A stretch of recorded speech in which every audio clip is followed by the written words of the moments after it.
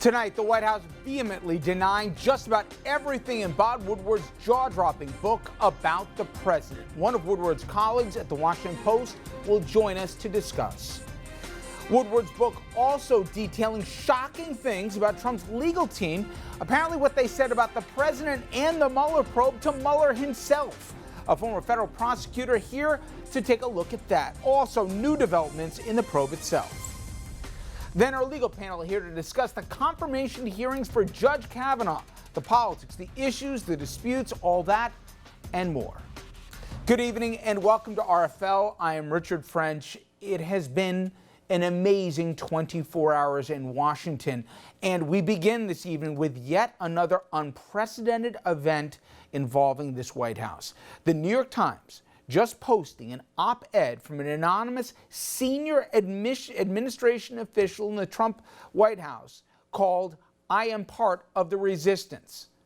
Time saying now it made this rare move because publishing it anonymously was the only way to deliver this important information.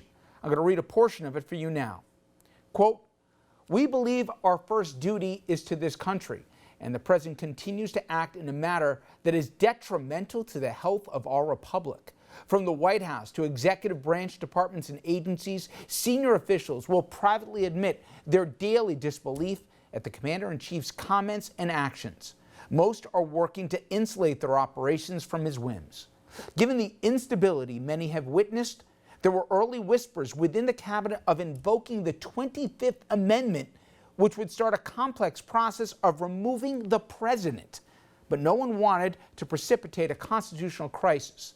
So we will do what we can to steer this administration in the right direction until, one way or another, it is over." Talks about the president being amoral and so much more. I compel you, read this piece here. It's posted on the Times website. Now, moments ago, the president responded to this. Take a listen. So when you tell me about some anonymous source within the administration, probably who's failing and probably here for all the wrong reasons, no. And the New York Times is failing. If I weren't here, I believe the New York Times probably wouldn't even exist. And someday when I'm not president, which hopefully will be in about 6.5 years from now, the New York Times and CNN and all of these phony media outlets will be out of business.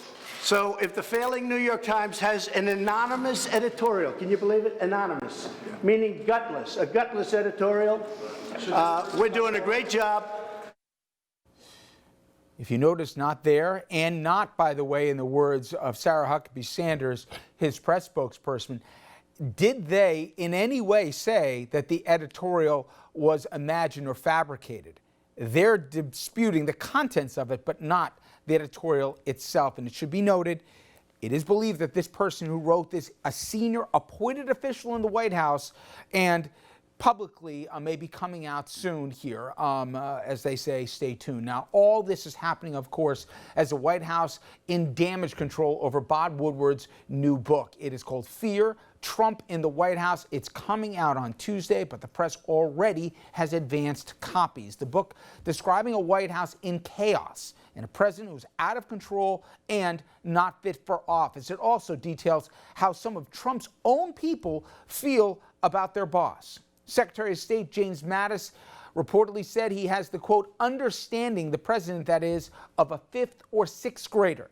That came after a January meeting about North Korea. Chief of Staff John Kelly reportedly called Trump an idiot on multiple occasions, including after a meeting on immigration when Trump didn't know how DACA worked. By the way, DACA is the Dreamer Act that Trump is attempting to get rid of. And former Secretary of State Rex Tillerson, as you know, he called Trump an effing moron. That after Trump, we learned, went on a tirade about Afghanistan and also questioned why we even needed troops in South Korea. The book also includes some salacious details about this man, John Dowd. Trump's former attorney also called Trump an idiot, and he went one step further. Woodward claims Dowd didn't want Trump, his then client, to testify before Mueller because he knew the president would perjure himself as he was incapable of telling the truth. Now, we'll get into that a bit later with former federal prosecutor Roland Riopel. Now, Dowd also said he didn't want transcripts of the testimony leaking because foreign leaders would see, quote, what an idiot they're dealing with. Now, after the meeting, Kelly is also quoted as saying it is pointless to try to convince Trump of anything. He goes off the rails. We are in crazy town. I don't even know why any of us are here. This is the worst job I have ever had. Woodward also describes an administrative coup and a nervous breakdown of the executive branch as senior aides and cabinet secretaries try to protect the country from the president. It describes how former Chief Economic Advisor Gary Cohn and former Staff Secretary Rob Porter would take things off the president's desk so he couldn't see them or sign them. That includes items involving national security, trade deals, and more.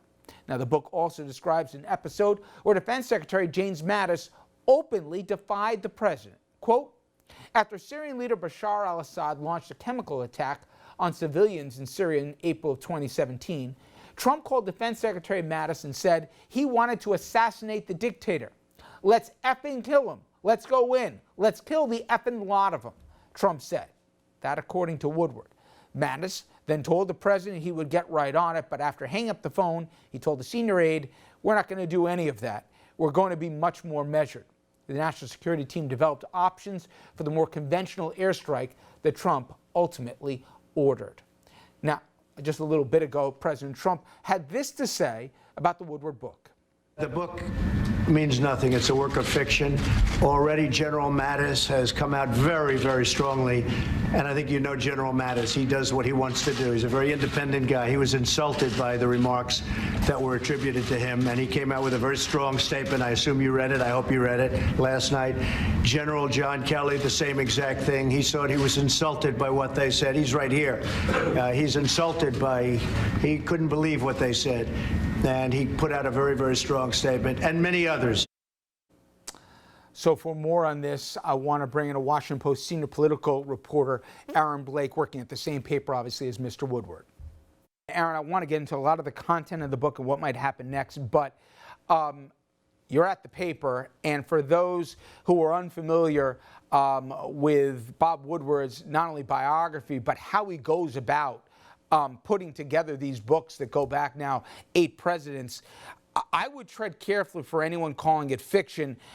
There is reporting more than 100 hours of audio tapes that he has. He deep sources things. This is not the Wolf book in Fire and Fury. This is something that was meticulously put together. So I would give free advice here. People should be careful before he says this is a book of lies. Am I right? Exactly. We've seen a number of books that have come out about the Trump administration so far. James Comey had a book. Obviously, he had a particular perspective. The Michael Wolff book was very well publicized for a few weeks. Certain inaccuracies were found in that book. Michael Wolff had a track record for embellishment, being creative with certain things. This is a different animal because it is Bob Woodward, because it is somebody who has been such a high-profile journalist dating back for 8 presidential administrations. He's written books about the last several. The way he sources things is more meticulous, more thorough than the way Michael Wolff has sourced them. Everything that Bob Woodward says in the book, he says he has somebody who saw it firsthand or witnessed it firsthand.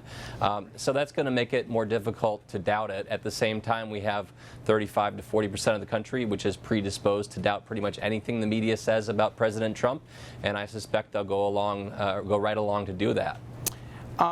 You know, it's funny. The reactions from many people, I'm curious your take, Aaron, was, with some of the sound bites and some of the principles, what they said about the president. But I got to tell you, what stuck with me was the conflicted reaction I had when I saw that Mattis defied an order from the president, or that advisors to the president are hiding or keeping papers from him. Listen, I'm sure they believe that they're exercising, and maybe rightfully, some patriotic duty here to keep the president from harming the country, but that's not a republic. These are unelected people. To refuse to carry out orders or to hide things from a president, as disturbing as those actions might be by a president, we're getting into a whole nother realm of territory that I don't know about you, but I'm not comfortable with. It's a completely fair question. I think on the Mattis example with assassinating Syrian President Bashar al-Assad, it's not clear whether it was a direct command, at least from what I've seen, that the president was saying, we're going to go do this, and then Mattis said, no, we're not. It was more, it seemed like a suggestion, or the president spouting off, and Mattis saying, we need to come up with some alternatives. Those alternatives were given to the president, and a different course was taken. In the case of Gary Cohn and Rob Porter taking things off the president's desk, I think you're right. This seems like a last resort of how you would deal with the president and trying to stop him from doing things that you didn't agree with. Is withdrawing from free trade agreements really a national security issue?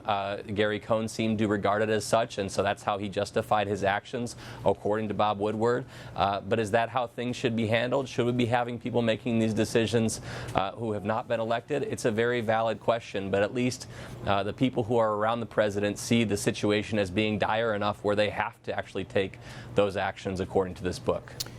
The other thing, Aaron, that comes through of this is, regardless of the person attributed to, the 5th or 6th grader, which is what reportedly Mattis said that was the level of informed nature the president had on things, but the rank incuriosity he has and how he's willing to outsource to others to just read anything or to know basic facts. Vacuums seem to be getting filled in here in the most dangerous ways, where the only source the president seemingly gets is watching cable news and selective channels. And that seems to be leading to people, like I said, filling vacuums and making decisions. It's a very scary picture.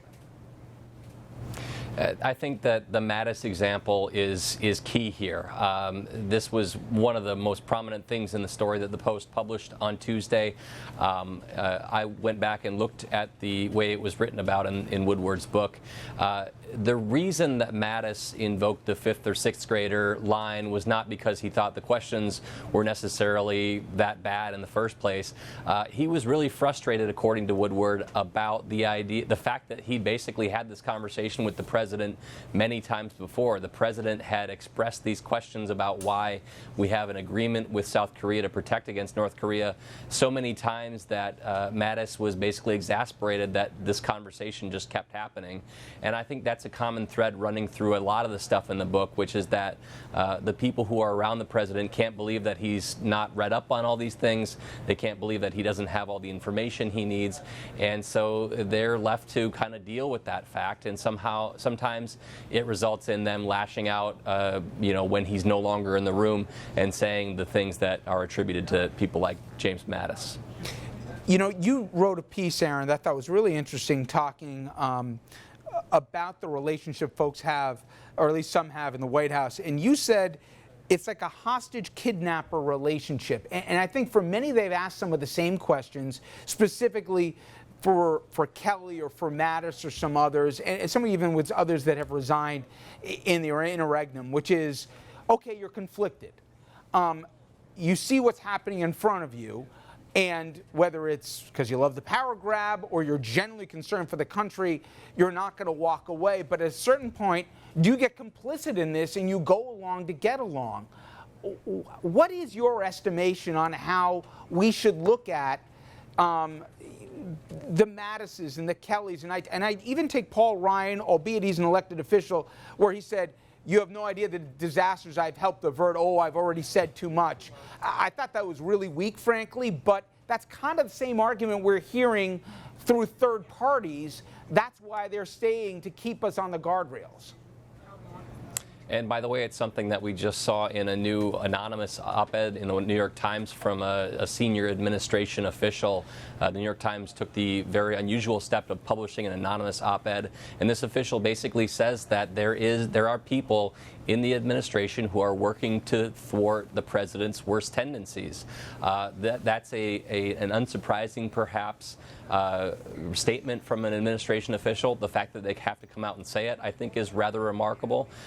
but it just really builds upon the comments that we see about these from these officials about what's really happening behind closed doors. And it seems like a lot of them are working to prevent the president from doing certain things.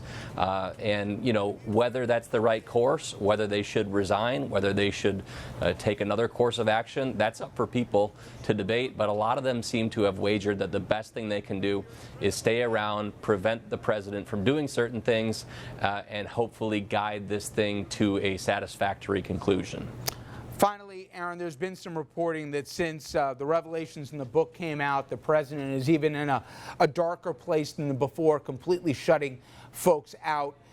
What is your sense, and I know it's hazardous to try and make a guess what happens in any news cycle, but will we see more resignations? Will we see more firings? The president clearly feels that there's, if not a coup afoot, there's certainly disloyalty that's rife. Yeah, I think the question is always, can he find somebody to replace whoever he gets rid of? And that's always been a difficult thing for him to do. He doesn't have a full legal staff in the White House counsel's office, for example. You know, finding a new attorney general could prove very difficult if he gets rid of Jeff Sessions after the midterm elections. There's now talk about who might replace James Mattis as defense secretary.